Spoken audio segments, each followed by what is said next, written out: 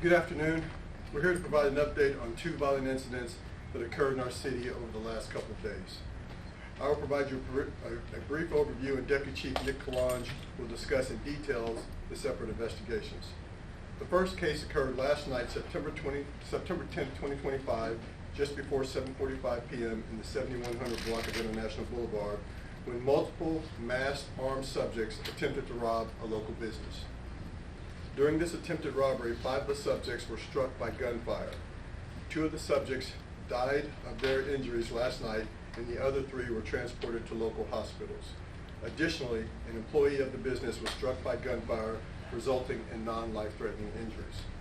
The second case regarding the fatal shootings that occurred just after 3 a.m. on September 6, 2025, one in the 500 block of 17th Street and the second in the 500 block of 18th Street.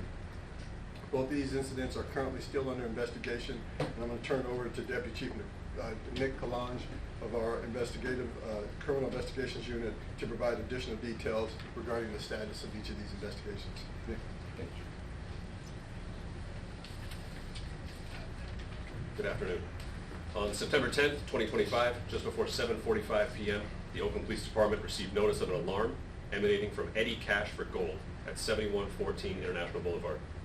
The alarm call for service was followed by several 911 phone calls indicating a shooting had taken place at that location. Oakland police officers responded, locating 7 individuals inside that location. 5 of those 7 were involved in what appeared to be an attempt robbery. The other 2 were employees of that business. At this time, the follow-up investigation has revealed that 5 suspects entered the business and began to assault the employees inside. Some of these robbers were armed with firearms. The employees likewise armed themselves, and an exchange of gunfire occurred between the 2 parties. Upon OPD arrival, 2 of the 5 suspects were found suffering from severe gunshot wounds. One of them was pronounced deceased on scene. Officers rendered first aid to the other, who was transported to a local hospital, but also succumbed to his injuries. Of the remaining 3 suspects, each suffered a survivable gunshot wound, were treated at local hospitals, and brought to the police department for follow-up. One of the 2 employees suffered a survivable gunshot wound, was treated at a local hospital, and was also brought to the police department for follow-up. The homicide section and district attorney's office investigators conducted follow-up work overnight on this case. The surviving 3 suspects have been booked on suspicion of murder as well as attempt robbery. Neither of the 2 employees from the business are in custody. All 5 of the attempt robbers have been identified as being from Stockton. There were 4 male adults and 1 male juvenile with this group. 2 of the adult males were killed. At this time, we are not seeking additional suspects. The case remains open, investigated by the Oakland Police Department in cooperation with investigators from the Alameda County DA's office.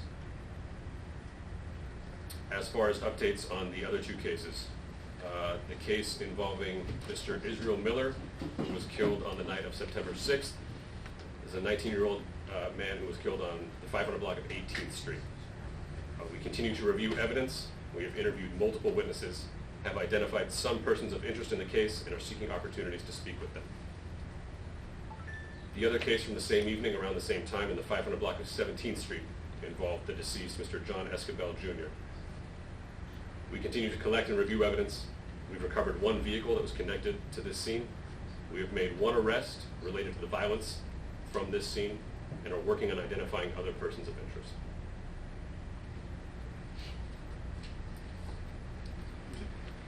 Open up for a few questions. How do you come to the homicide, the murder charge on the suspects? From last night? From the shooting last night, yeah. So, in working with the district attorney's office overnight and assessing the facts of the case, due to the violence and the intent of the robbers in initiating this crime and the subsequent deaths, the suspects have been booked on those charges, and the full case will be presented to the district attorney's office for consideration. So the homicide of their compatriots that were involved in the shooting? That's correct. You said employees. Was one of the people in the shop, one of the pawn shop folks, was that an owner? We were hearing owner before. At this time, we're confident in identifying them both as employees. ownership is still something we're working on. And they were both armed and returned fire, or how did that happen? Yes, at this time, we have evidence that both of the employees were armed with firearms and returned fire. Elena? A quick clarification in terms of the homicide charges. Are they being charged for homicide because they came in, and if they hadn't have come in, then that gun battle wouldn't have ensued? Or is it because the bullet that killed those two people were their bullets? I'm sorry, can you repeat the question? Who shot who is what she said. Did they shoot Who shot first? So- So it's a felony murder rule, right? Yeah, yes, it felt, yeah. So because of the nature of the act and the attempt robbery, the felony, the underlying felony conduct, then the subsequent deaths of the suspects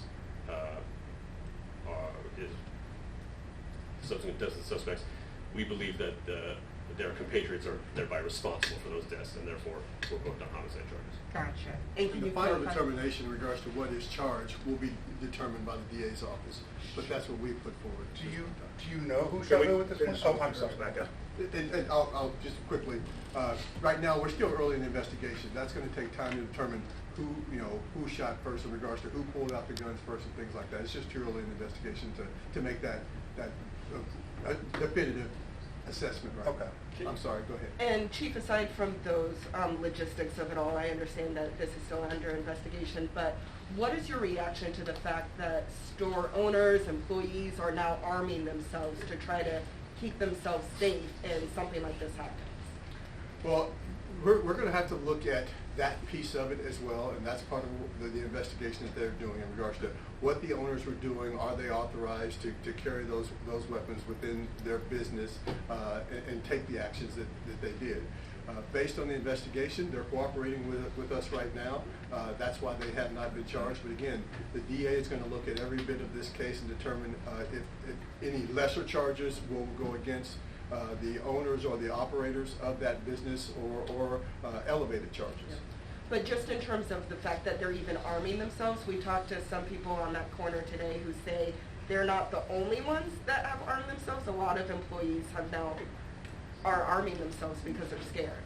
Well, I don't want anyone to think that we're in a place to where we want our community to become vigilantes. That's not what we're looking for here. But you have a situation to where the employees of the business were conducting business, and then 5 masked armed subjects, and not all of them were armed, but several masked armed subjects came in there and attempted to rob them, and they defended themselves. Again, the final outcome in charging is going to be a decision of the DA's office. Harry?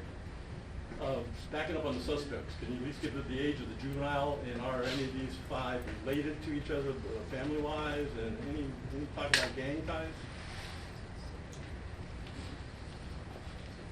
We're still in early phases of this investigation. We have not been able to identify any family relations between the suspects. The juvenile was 17 years old. Just a question as far as, like, what is your guys' reaction knowing that people came from Stockton, which is almost 2 hours away, to come here and commit these crimes?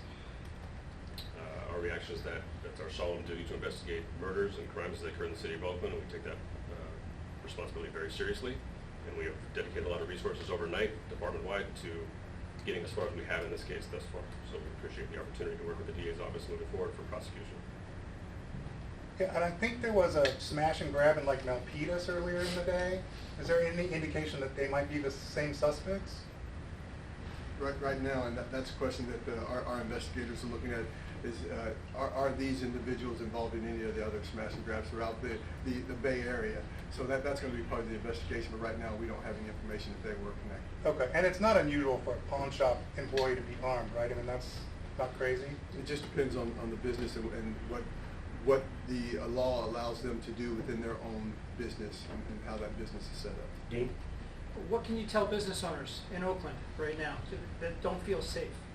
Well, what I would tell them is, when you look at our crime stats, not only are our homicides down over 20%, our robberies are down over 35%, our violent crime is down over 30% across the city. What we're doing in regards to ceasefire and our violence prevention efforts, is working. It's going to take time. You're going to have these incidents that we've experienced over the last couple of weeks, but when you look at it collectively over the last 18 months, almost 2 years, you're looking at double-digit reductions in violent crime across the city. And when I say double-digit reductions, you're talking over 25–30% reduction in crime, in violent crime, Part 1 violent crimes across the city for almost 2 years straight. So it's going to take time for us to get to where we want to be, but what we are doing is working.